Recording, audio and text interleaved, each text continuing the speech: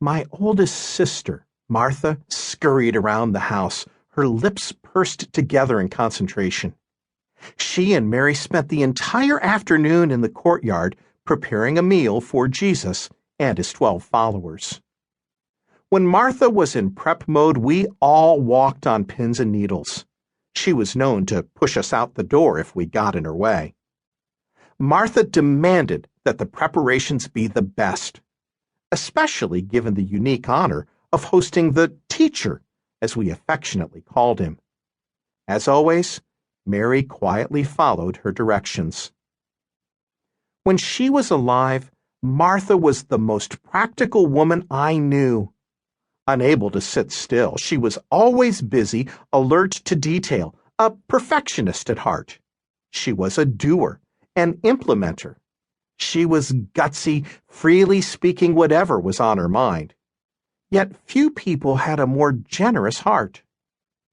When my mother died and our father was stricken with leprosy, Martha, the senior member of the family, stepped into the role of caretaker. Because I was only 5 years old when my mother passed away, I regarded Martha as a mother. She was 7 years older than me. With such responsibility on her shoulders, Martha felt constant pressure. But never once did I see her shrink from her tireless service and trying sacrifice. Many nights her shoulders sagged from the day's work, but she still managed to tell me a story before bed. Martha's hospitality garnered adoration from the people of Bethany.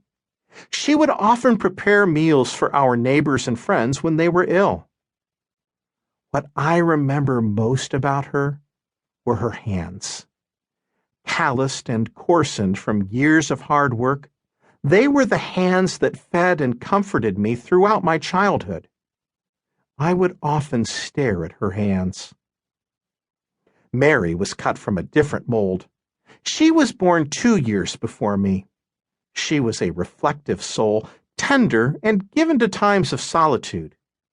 If you walked into a room full of people, you would be hard-pressed to notice her. None of us ever married. We devoted our lives to helping our father after our mother died. I followed in the footsteps of my father before he fell sick, plying my trade as a silversmith, melting and twisting metal into useful pieces. And God blessed my work. Early sunlight filtered through the leaves of the olive tree next to my bedroom window. Jesus and his followers had just left Samaria on their way to Jerusalem. Despite my father's sickness, which had escalated slowly, he still managed to walk with me into the village to visit a friend. I noticed his lesions were spreading and becoming more painful. Suddenly, we saw a crowd clustering together.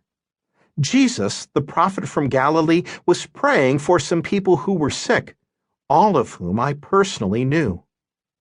My father's leprosy had not graduated to the point where he was forced to be quarantined, but it was fast moving in that direction. We both knew of Jesus and of his teaching. My sisters and I, along with our father, had heard him teach in Jerusalem at the Passover festival earlier that year. We found ourselves spellbound by his words. Jesus spoke like no other teacher in Israel. Not once did he quote another rabbi, as all the other teachers did.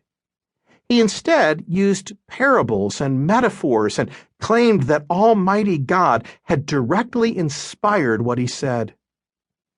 Our hearts burned within us as he spoke. Time stood still.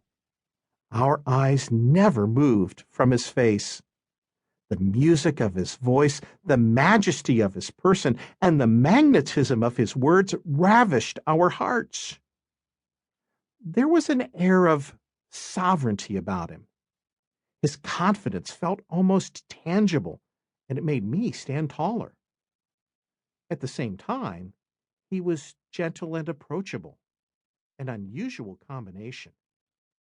My father almost stumbled over